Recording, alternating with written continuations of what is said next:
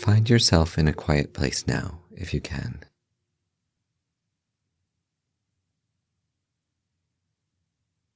It's fine to sit on a chair or on a cushion.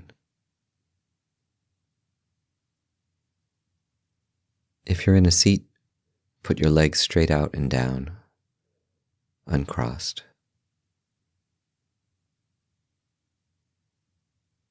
If you're on the floor, it's good to elevate your spine by sitting on some kind of cushion, one that's a few inches thick.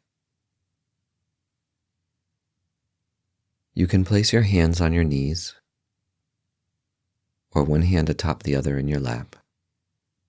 Your right hand can go on top of the left, with your thumbs touching.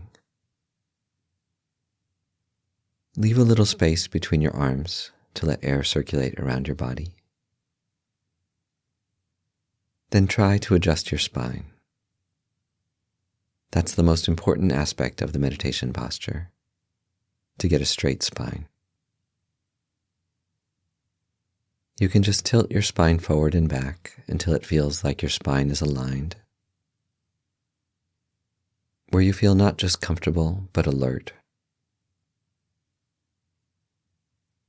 Your posture supports focus.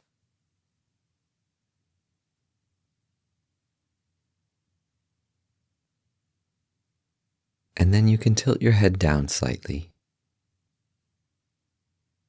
so that it's aimed at a spot on the ground, maybe 4 feet in front of you.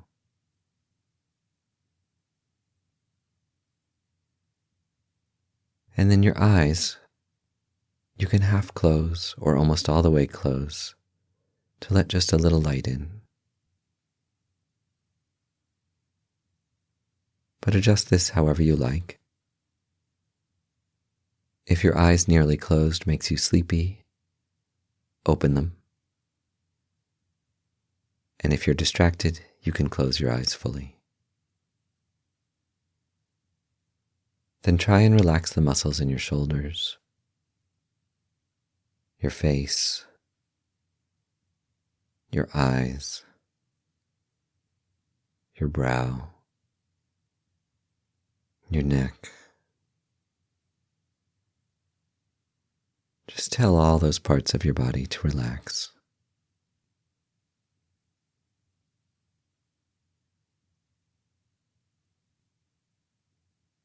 You can slightly open your lips and touch your tongue to the roof of your mouth. And then, very briefly, establish a motivation to honestly and curiously explore our minds, to understand better who we are beneath all those thoughts, to find a state of contentment and peace in the present moment, for our own lasting happiness, and also for the happiness of everyone we encounter.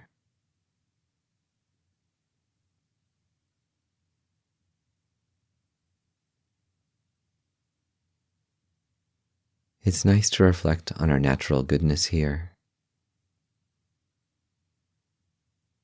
that good qualities lie at the core of our being, that they are our very nature.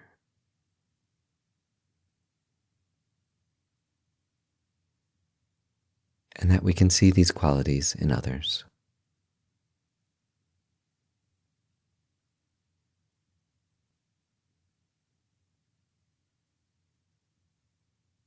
Our natural good qualities can be strengthened and even perfected in ourselves just by letting go of the disturbing mental habits, letting the natural clarity and warmth of our mind shine through.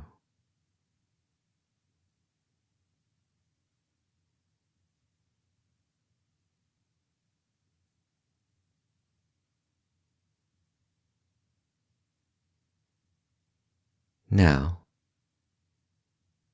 bring your attention to your breath. Attach your mind to your body trying to put all your focus on your breath, coming in and out of your nostrils, or with the rise and fall of your abdomen, just for 2 minutes to help stabilize the mind.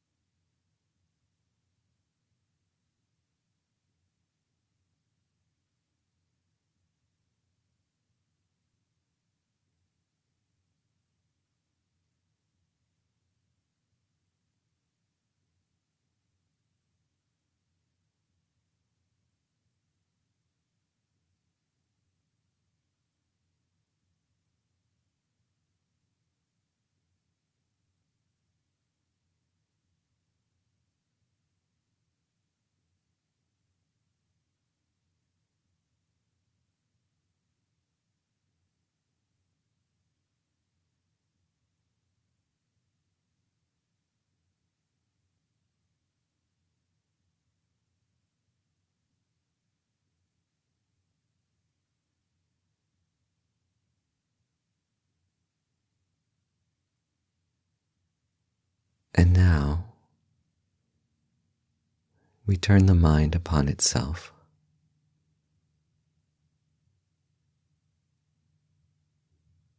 Just let whatever arises in your mind appear naturally.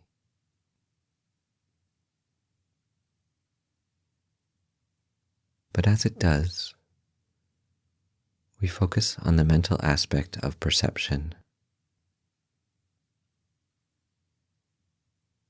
Notice how your mind is able to differentiate experiences.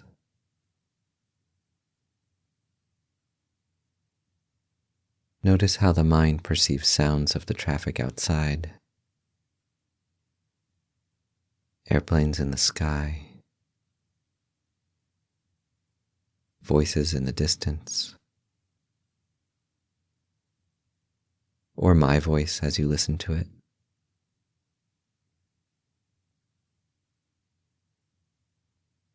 How your mind takes something that is continuously varying and how it wraps it in a little package, puts a mental label on top of it so that the experience seems separate, clearly identified.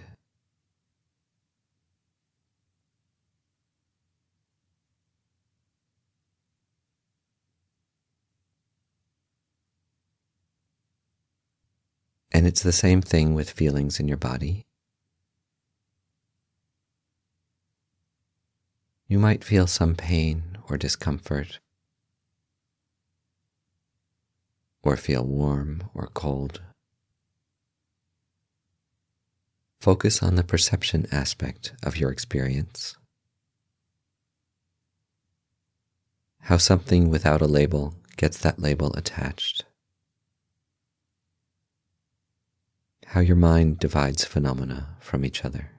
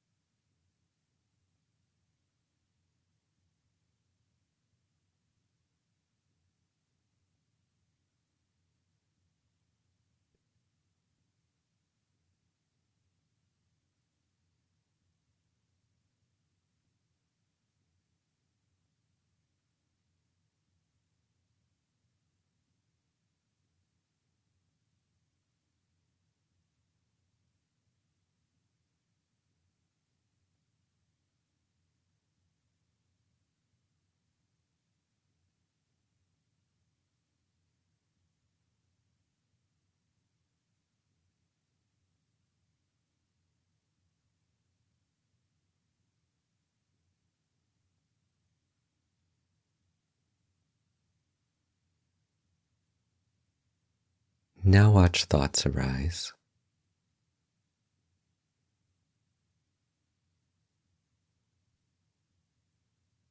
Notice how you compartmentalize thoughts,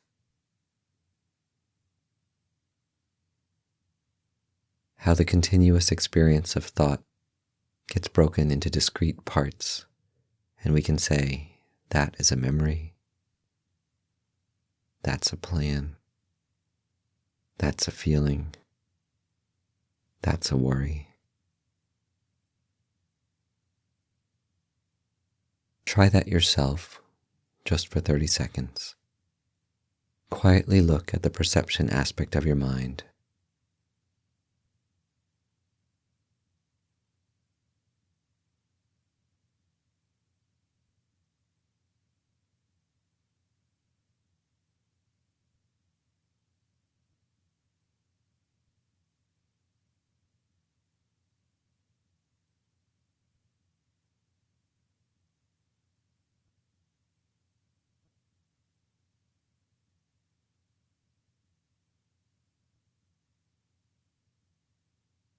And now,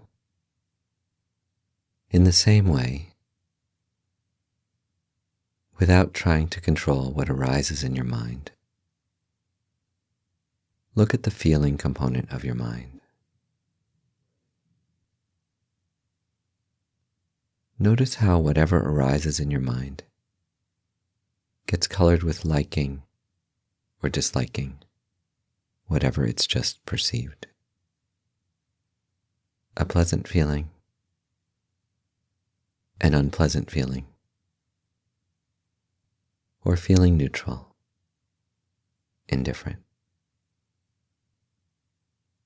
If you hear the sound of voices in the distance, you might feel completely indifferent, that it's something just in the background. Or you might feel an annoyed, negative feeling that the sound is interrupting your concentration or distracting you. Or you might feel pleasant with the voices in the distance, that they give you a sense of camaraderie, or that those sounds give a rhythm to your thoughts, or remind you of positive past experiences, so that there's a pleasant feeling associated with that sound of voices in the distance. It's the same with your body. Pain is any sensation in your body that you don't like, that you don't want to continue, that you don't want to return. If you feel warm and comfortable, that may be something you like, that's pleasant. Or if this experience of meditating is something you're enjoying, then you might have a pleasant feeling associated with it. Or if it's difficult, it might feel unpleasant. So again, just for a minute on your own, let anything arise in your mind naturally, but pay attention to the feeling that's associated with any perception, any sound, any thought, any body sensation.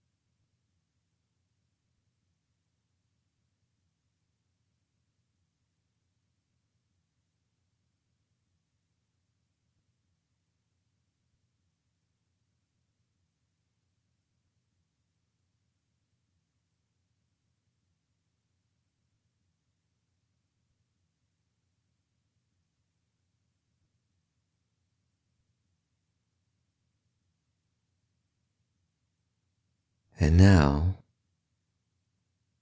let's look at that next mental factor of volition. Notice how some of the thoughts and feelings that occur in your mind are stronger, that drive us to action. Like our plan to go and eat lunch could be quite strong, or whatever we're intending to do after meditating. See how part of your mind doesn't just experience the thoughts and perceptions, but actually creates an intention to act. So for a minute again, just let whatever appears in your mind arise, and notice how there's a component of volition. It can be quite subtle with many of the mental phenomena,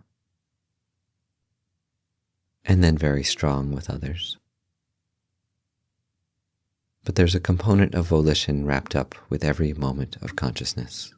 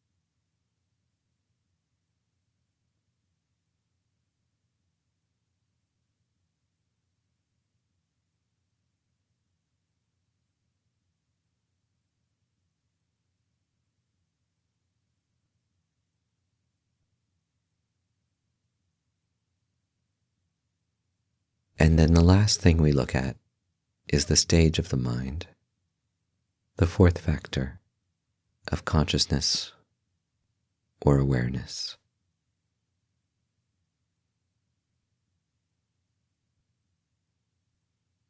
Try to let the thoughts and feelings and perceptions become a little distant, and let the space itself in which they appear dominate.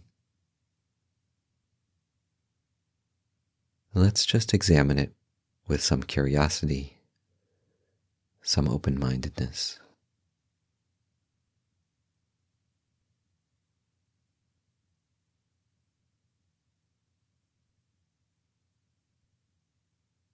Does this space of consciousness seem to have any color to it? Is it dim or is it bright?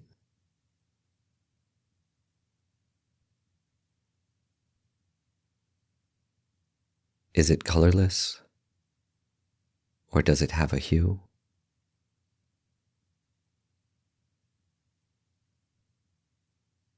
Is it pure darkness?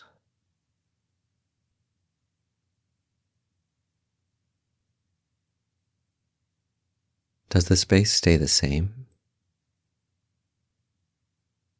or does it change?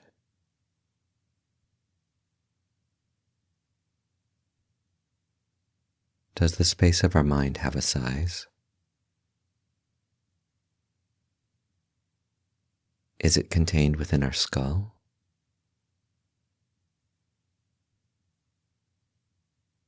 Is it contained within our whole body? Or does it expand out? Does it encompass parts of the room or the vehicle that you're in?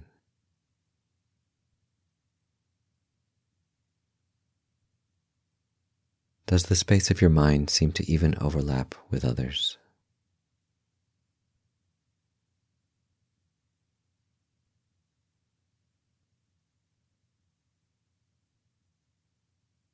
Look at how objects appear within the mind.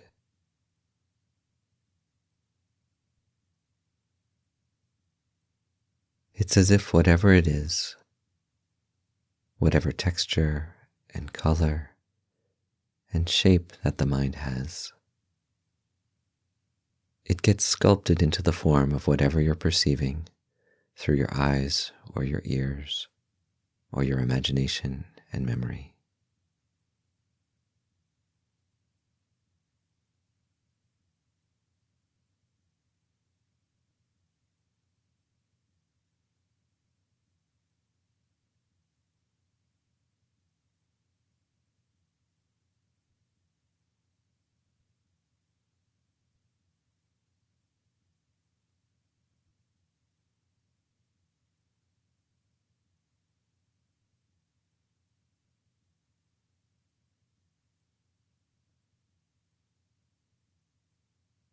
And then notice the temporal aspect of the mind more closely.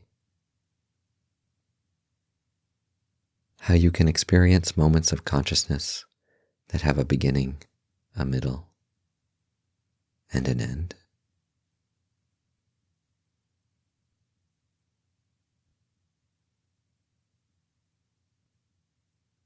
That the mind is a series of moments of consciousness that keep coming one after the other.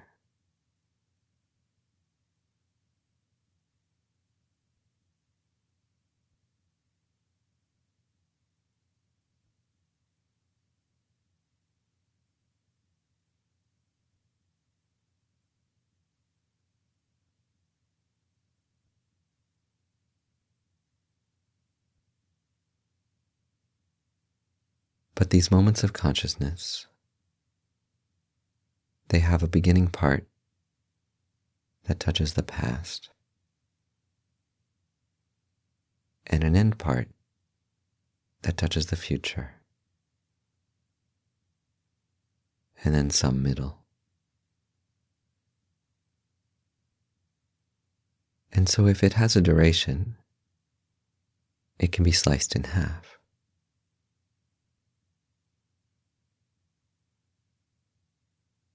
And so keep doing that. And as you do, you find the paradox that every moment can be sliced forever.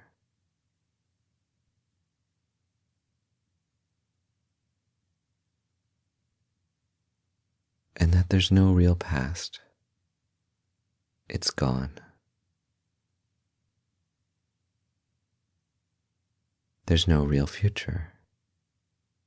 It's not here yet.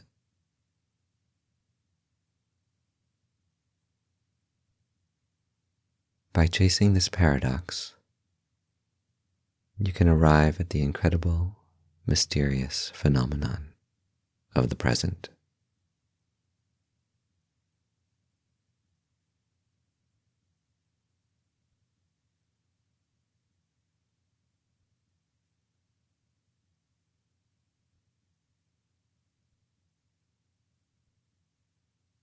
So for a moment, try to let go of any thoughts and feelings and perceptions.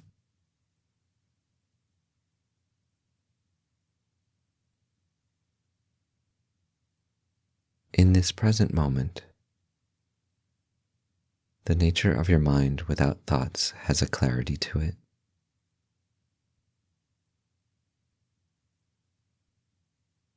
And it has a knowing aspect, a deeper way of knowing, a direct way of knowing.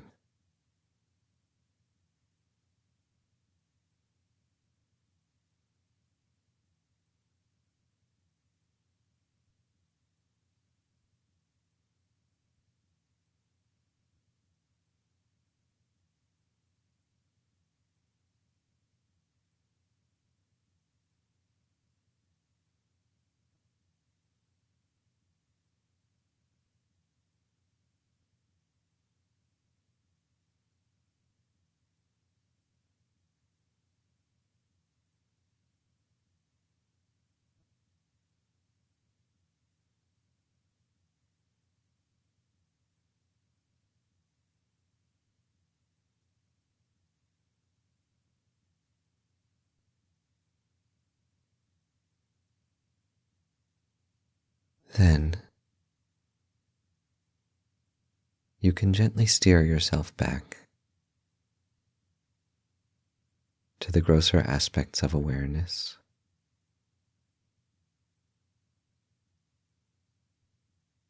but with a motivation to try to stay aware of the subtler aspect of your consciousness, even as it gets elaborated through thinking and planning, interacting with others, your commute, your work. You can remain aware of the awareness underlying the grosser aspects of experience.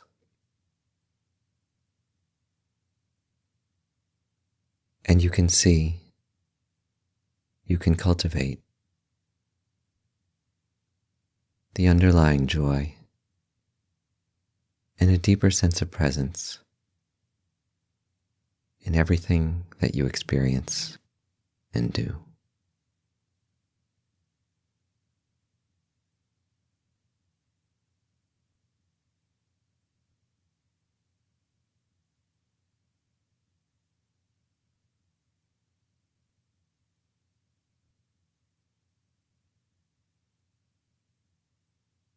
And so we dedicate any good that we've accomplished through meditating together like this to our staying mindful, self-aware, in touch with this deeper aspect of our awareness, our consciousness, our mind, the subtler part of ourself.